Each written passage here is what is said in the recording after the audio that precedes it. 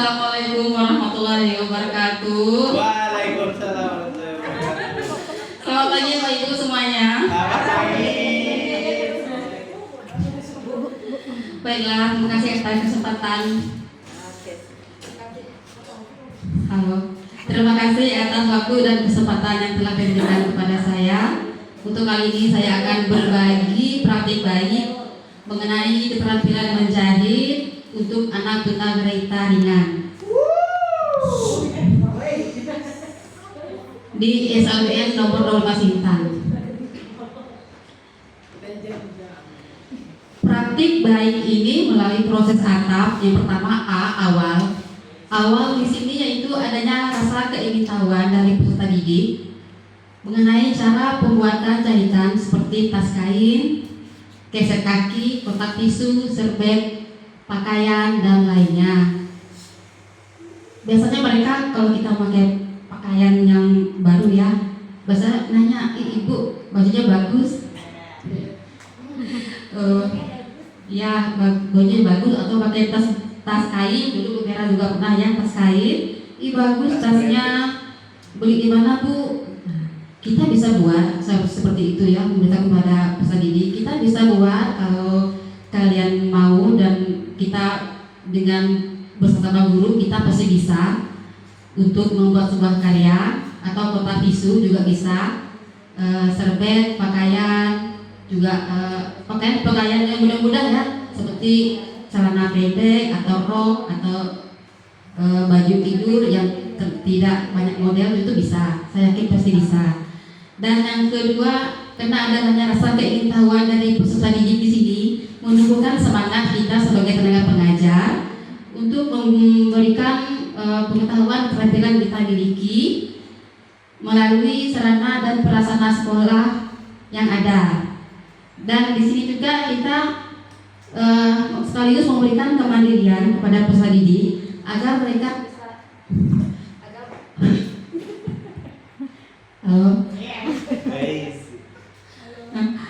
memberikan kemandirian kepada peserta didik agar bisa berada di tengah masyarakat.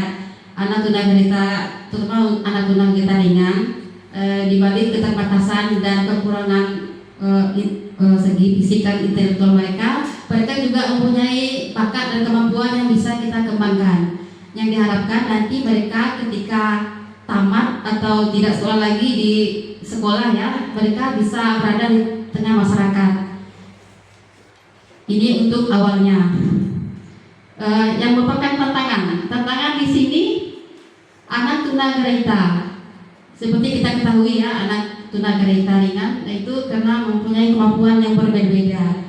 Walaupun mereka satu kelas, satu fase, tapi kemampuan intelektual mereka dalam menerima penerapan pembelajaran juga berbeda-beda.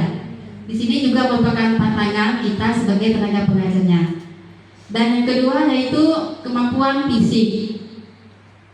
Kemampuan fisik yang merupakan tantangan seperti belum bisa menggunting kertas atau kain dengan baik.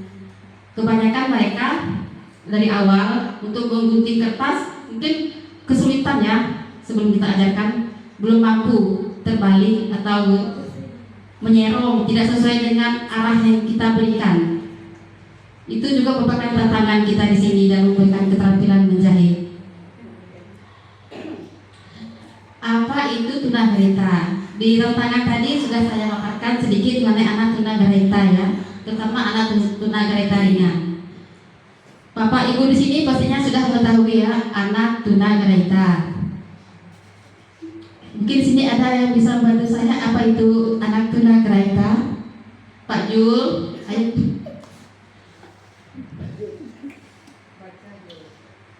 Ya.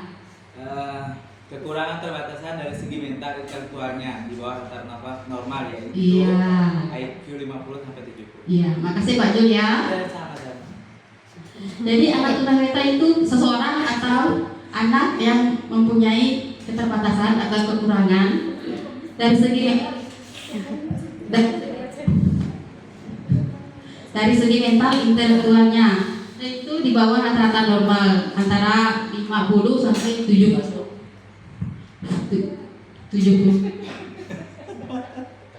Normalnya ya berkisar antara 90 sampai 190 ya. Ya, 10 ke atas. Itu untuk rata-rata normal, untuk anak tunanetra ringan. Jadi anak tunanetra ini mempunyai 3 tingkatan ya, yang ringan, sedang, dan berat. Tapi di sini saya hanya mengambil anak tunanetra ringan saja.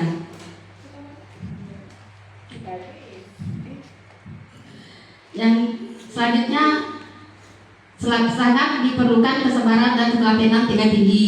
Itu pasti ya saat kita memberikan keterampilan atau pembelajaran di kelas ini sangat diperlukan ya untuk anak-anak berkebutuhan khusus, apalagi ini memberikan keterampilan menjahit. Jadi ketelatenan kesabaran yang kita harus tingkatkan itu pasti untuk menghadapi anak didik kita. Dan yang kedua, perhatian dan pendampingan yang ekstra selama proses memberikan pembelajaran. Saat kita memberikan pelajaran dari awal sampai materi selesai diberikan, memang harus kita dampingi terus. Apalagi sudah tahap membuat pakaian atau proses yang lebih tingkat tinggi, itu harus kita dampingi secara terus menerus. Aksi di sini yaitu menumbuhkan keyakinan peserta didik bahwa mereka juga bisa berprestasi dengan memberikan semangat, kepercayaan diri kepada peserta didik bahwa kalian bisa, kalian mampu untuk bisa berprestasi dan membuat karya-karya lainnya. Kemudian berusaha membangun rasa kekeluargaan dan kerjasama dengan orang tua peserta didik untuk kemajuan bersama. Di sini kita bekerjasama dengan orang tua ya, supaya nanti mereka saat mereka, karena di sekolah kan waktunya terbatas, lebih banyak waktunya di rumah. Di sini kita bekerjasama dengan orang tua supaya mendampingi anak-anaknya di rumah saat kita memberikan latihan-latihan di sekolah. Kemudian memberikan apresiasi kepada peserta didik, memberikan mereka semangat juga ya, percaya diri. Ayo kalian bisa, kalian pasti bisa untuk berkarya. Nah, yang di sini ini peralatan untuk menjahit, keterampilan menjahit ya. Dan pertama di sini yaitu mesin jahit, itu sudah pasti ya, mesin jahit. Yang kedua ini pakaian. Dan ini tahapan mengukur badan. Di sini saya mengambil cara membuat pakaian. Di sini ada cara mengukur badan, lingkar badan. Gambar yang nomor 1 ini lingkar leher ya. Gambar yang nomor 2 ini lingkar badan. Yang gambar nomor 3 ini lebar bahu, lebar punggung. Yang gambar nomor 3 ini 4 lingkar pinggang. Yang kelima lingkar pinggul ya, lingkar pinggul. Kemudian yang keenam panjang punggung dari ini tulang belakang ini sampai ke pinggang, itu panjang punggung. Dan di sini pola dasar menjahit untuk anak-anak tunagrahita ringan khususnya, kita bisa memberikan secara pola dasarnya saja dulu. Pola dasar belakang dan di sebelah sana pola dasar depan. Untuk pengamalan ke bawah panjang baju kita sesuaikan. Misalnya panjang bajunya mau semana, sekaki atau selutut, bisa kita tambahkan dari lingkar sini ya. Kita tambahkan panjang dari pinggang ke bawah itu panjang baju. Untuk anak-anak tunagrahita ringan mereka bisa, dan selama kita mendampingi dan kita bekerjasama, dan pasti kita bisa untuk mereka membuat baju. Tapi bajunya yang mudah-mudah saja, jangan terlalu yang banyak-banyak model dulu. Seperti baju tidur hanya lurus seperti itu saja. Ini pendampingan teknik menjulur gambar di kain. Misalnya ini ada bordir ya, atau bordir bunga, daun. Yang ini kita tempelkan di kain yang polos. Di sini memang harus kita dampingi mereka cara menempel gambar di kain. Kita jujur dulu supaya kainnya tidak menggerut dan rapi hasilnya. Harus kita jujur dulu. Iya. Nah, di sini proses menjahit. Pada saat ini memang harus kita ekstra ya pendampingannya. Apalagi ini ada jarum ya, benda tajam yang sangat berbahaya, dan juga ada listrik. Kita harus ekstra mendampingi anak-anak supaya mereka bisa menjahit dengan baik.